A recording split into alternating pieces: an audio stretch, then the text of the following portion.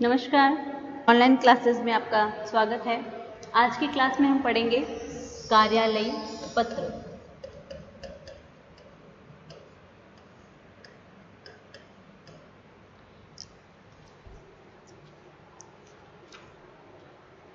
तो भाषा के माध्यम से जो मानव व्यवहार होता है उसमें पत्र जो होता है एक महत्वपूर्ण माध्यम है। जब हम आमने सामने नहीं होते हैं तो हम पत्र के माध्यम से अपने जो व्यवहार है उसमें विवेकशीलता और सृजनशीलता का परिचय हम पत्र के माध्यम से दे सकते हैं। तो पत्रों का जो वर्गीकरण है उसको दो भागों में किया जा सकता है। पहला व्यक्तिगत या सामाजिक पत्र और दूसरा कार्यालयी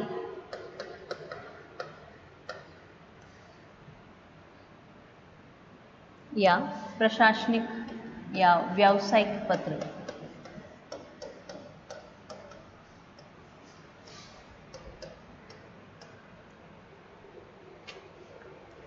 तो पत्र लिखने से पहले हमें कुछ चरणबद्ध बिंदुओं को हम देखेंगे कि सबसे पहले जब हम पत्र लिखते हैं तो उसमें क्या लिखा जाना चाहिए। तो सामाजिक पत्र तो वे होते हैं जो हम हमें हमारे निजी संबंधियों को, रिश्तेदारों को लिखते हैं, जिसमें पत्र लिखने वाला अपनी व्यक्तिगत भावनाओं को इस रूप में प्रकट करता है कि वह व्यक्तिगत संवेदनाओं का स्पर्श कर सके। और कार्यालयी पत्र एक व्यक्ति या संस्था को या दूसरी संस्था के बीच जो संपर्क स्थापित होता है उसको लिखा जाता है। तो इसमें सबसे पहले हम कार्यालयी पत्र के जो विभिन्न चरण हैं वो देखेंगे कि सबसे पहले क्या लिखा जाएगा। पत्र का शीर्षक, पत्र शीर्ष, इसे लेटर हेड भी कहते हैं। तो उसमें हमें सरकारी कार्यालय या जो व्यावसायिक प्रतिष्ठान है उसका नाम और पता लिखना है।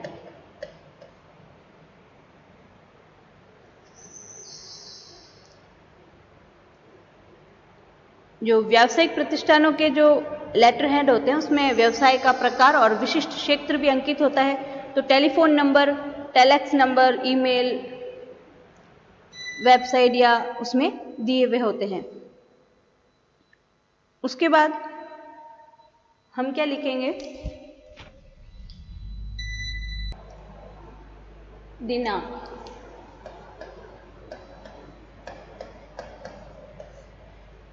तो कागज के दाईं तरफ के किनारे पर ये लिखी जाएगी और उसमें दिन का अंक, महीने का पूरा नाम और उसके बाद अल्प विराम, अल्प विराम किसको कहते हैं, कोमा, अल्प विराम लिखी जाएगी।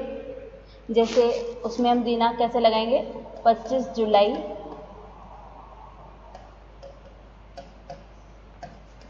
2021 और फिर ये अल्प विराम। उसके बाद अंदर का पता,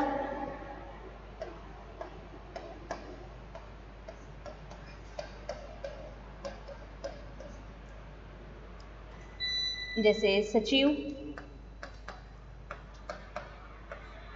वो कहाँ का है, चाहे प्राथमिक शिक्षा का या आयुक्तालय का, माध्यमिक शिक्षा बोर्ड का, उसका नाम और उसका पता दिया जाएगा। उसके बाद हम विषय लिखेंगे।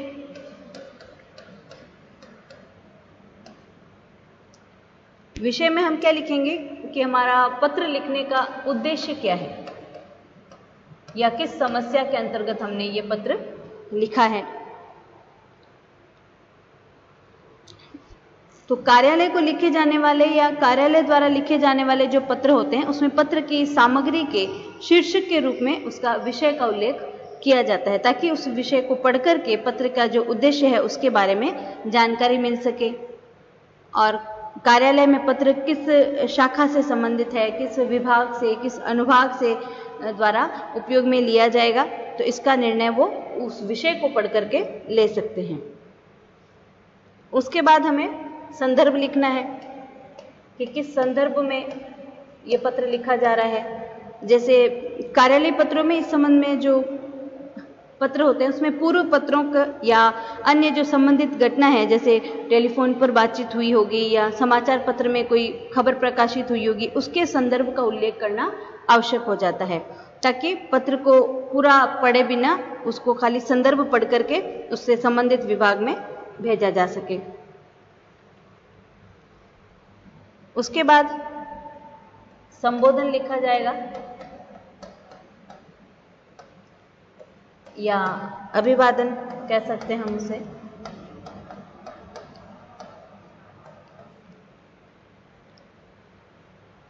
तो किसी प्रतिष्ठान या किसी अधिकारी को संबोधित करने के लिए हम उसका अभिवादन करने के लिए आदर सूचक शब्दों का प्रयोग करते हैं, जैसे महोदय,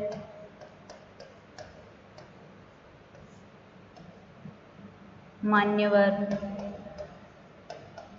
या माननीय।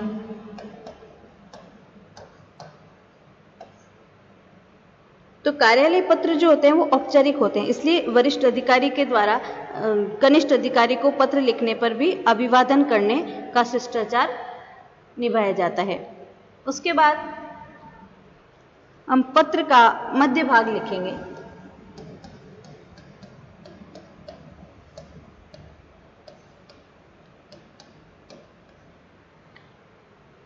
तो पत्र का जो मध्य भाग होता है वही पत्र का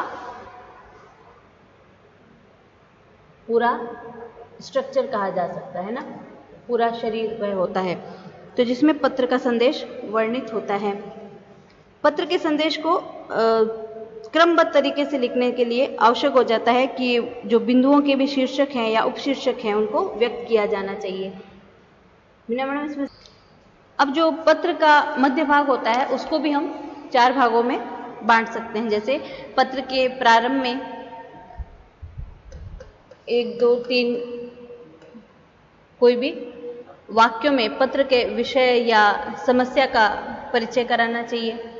उसके बाद पत्र का विषय का विस्तार करना चाहिए, जिसमें समस्या का वर्णन और उसके बारे में किए गए जो प्रयत्न हैं, उनके संबंध में जो सुझाव हैं या अपेक्षाएं हैं, उनके बिंदु लिखे जाने चाहिए। फिर अंत में पत्र का जो सारांश है वो प्रस्तुत करते हुए निवेदन या प्रार्थना एक नए अनुच्छेद में संक्षेप के साथ में वाक्यों में प्रस्तुत किया जाना चाहिए। उसके बाद हमें संलग्न संदर्भ लिखा जाना चाहिए, लिखना पड़ेगा संलग्न संदर्भ।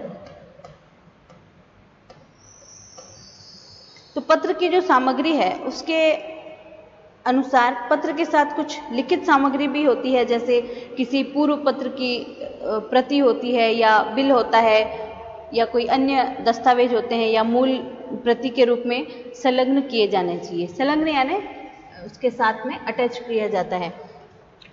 तो संलग्न की जो सामग्री है वो हस्ताक्षर के बाईं ओर संलग्न लिख करके उसका क्रमबद्ध उल्लेख किया जाना चाहिए कि हमने 10th की मार्कशीट लगाई है या 12th की मार्कशीट है या BA की मार्कशीट लगाई है ना, ऐसे उसमें संलग्न का विवरण दिया जाना चाहिए। उसके बाद शिष्टाचार के रूप में हमें शिष्टता सूचक अंत उसका किया जाना चाहिए। शिष्टता सूचक अंत।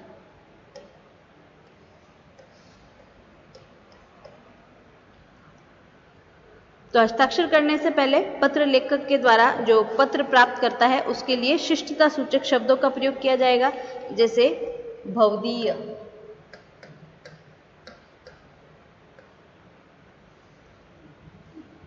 या आपका आज्ञाकारी,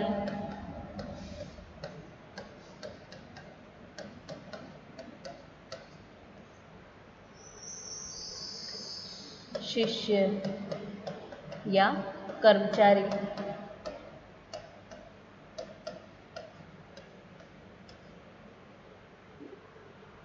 ठीक है, इसको कहते हैं शिष्टता सूचक अंत। उसके बाद हस्ताक्षर किए जाएंगे।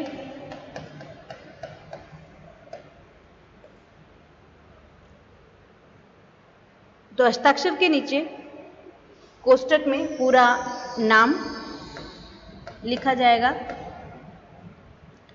या महिलाओं के नाम के पूर्व कुमारी या सुश्री, और विवाहित है तो उसके लिए श्रीमती लिखा जाना चाहिए।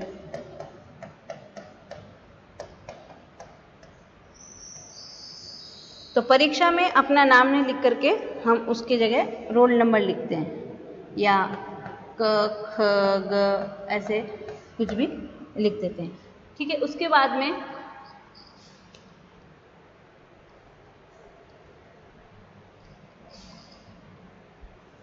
प्रतिलिपि।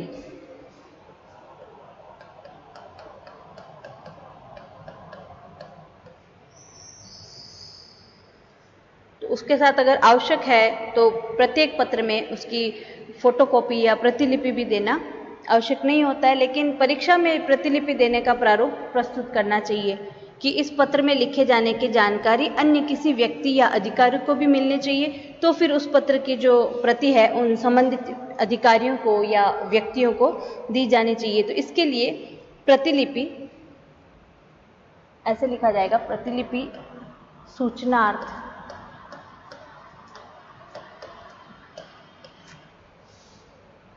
एवं आवश्यक कार्यवाही हेतु।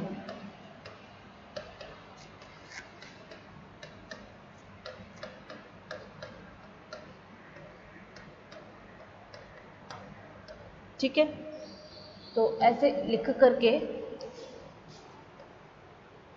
नीचे अधिकारियों के पद की वरिष्ठता के क्रम से संबंधित व्यक्ति या अधिकारी का नाम और पता लिखा जाना चाहिए। तो उस प्रतिलिपि में अधिकारी के पद का नाम, उसके कार्यालय का नाम, उसका पता एक ही पंक्ति में लिख देना चाहिए। जैसे राज्यपाल,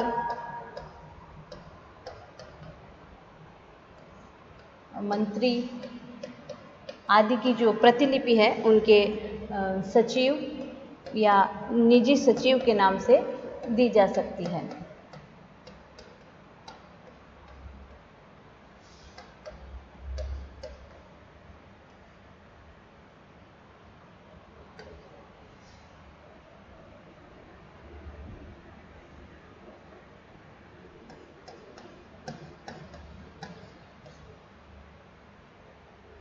इसलिए उनके जो पद हैं उनके नाम से पहले सचिव या निजी सचिव लिखा जाना चाहिए।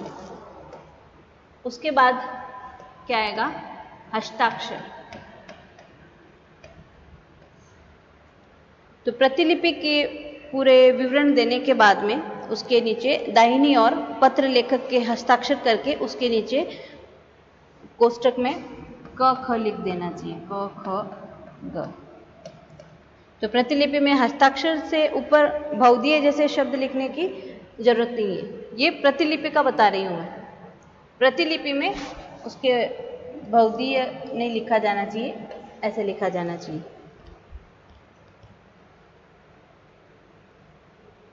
तो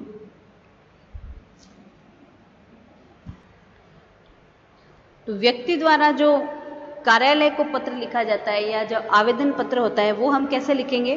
तो सरकारी और गैर सरकारी कार्यालयों में अपने कोई भी विशेष रूप से रोजगार प्राप्त करने के लिए या आवेदन पत्र लिखने की आवश्यकता जब पड़ती है तो बहुत सी संस्थाओं में तो आवेदन पत्र का प्रारूप पहले से निर्धारित होता है, लेकिन अगर निर्धारित नहीं है प्रारूप तो हम पत्र कैसे लिखेंगे? तो सबसे पहले हम क्या लिखेंगे? नाम, फिर पता, फिर आयु, आयु कहते हैं उम्र को,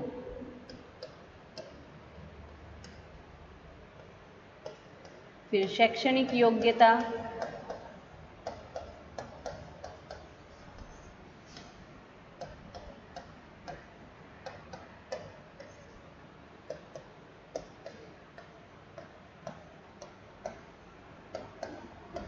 फिर एक्सपीरियंस अनुभव लिखा जाता है, और फिर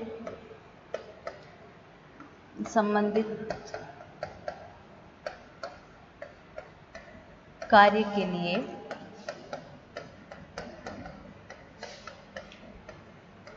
अपनी विशेष योग्यता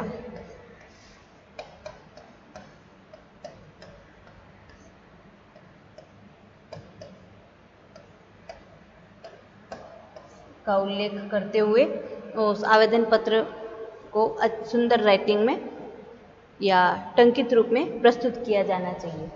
ये किसका प्रारूप है? आवेदन पत्र का। हमें कहीं रोजगार प्राप्त करना है तो हम आवेदन पत्र कैसे लिखेंगे? सबसे पहले नाम, फिर पता, फिर अपनी उम्र, फिर शैक्षणिक योग्यताएं क्या क्या है और अनुभव कितना है, और कुछ विशेष योग्यता अगर है तो वो इसमें लिखी जाएगी।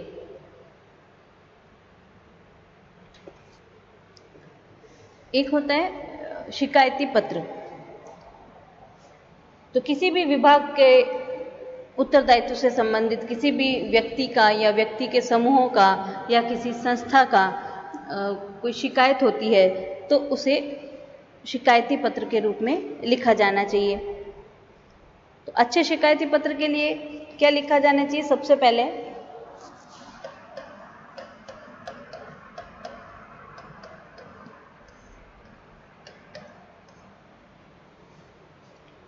शिकायत का सतर्कतापूर्वक तथ्यों के साथ यथेष्ट विवरण, फिर दूसरा शिकायतों को दूर करने के लिए उसके प्रयत्नों के लिए सुझाव, और तीसरा शिकायतों को दूर करने में जो शिकायत करता है उसका सहयोग करने का प्रस्ताव भी शामिल होते हैं।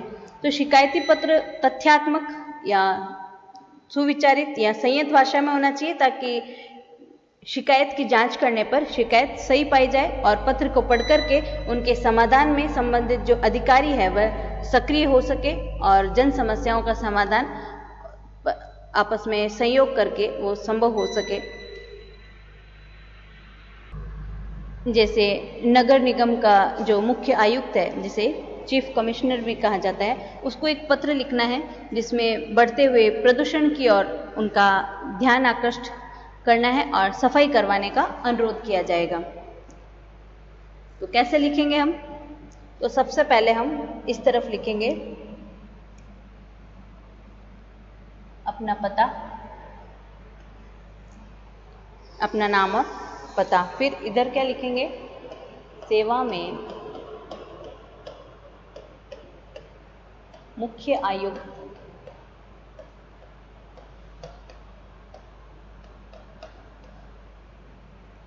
नगर निगम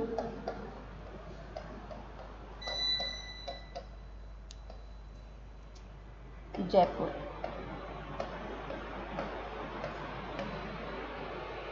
फिर यहाँ विषय लिखेंगे। विषय क्या है हमारा?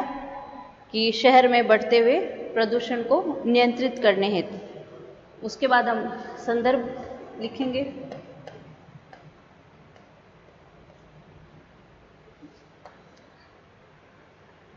कि राजस्थान पत्रिका के 25 जुलाई 2021 के अंक में प्रकाशित प्रदूषण संबंधी समाचार, ऐसे करके ये संदर्भ लिखा जाएगा। उसके बाद हम क्या लिखेंगे? शिष्टता सूचक जो शब्द है वो लिखा जाएगा, जैसे महोदय,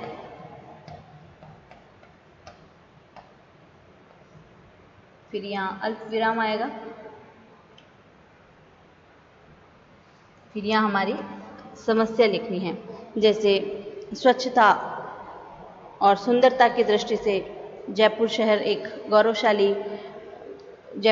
एक गौरवशाली परंपरा रही है और पिछले कुछ वर्षों से बाजारों में, गलियों में गंदगी और परिवहन के साधनों के द्वारा या कारखानों के द्वारा जो धुआं उगलता जा रहा है या शोर से जिस तीव्र गति से प्रदूषण बढ़ रहा है और नगर निगम इसको रोक पाने में निरंतर असफल रहा है, तो यह हम सभी के लिए बहुत ही चिंता का विषय है। और राजस्थान पत्रिका के 25 जुलाई 2021 के अंक में हमने जयपुर शहर में प्रदूषण संबंधी जो खबरें प्रकाशित हुई है उससे इस संबंध में हम सबकी चिंताएं और भी बढ़ गई है। तो हमारा जो मानसरोवर का जो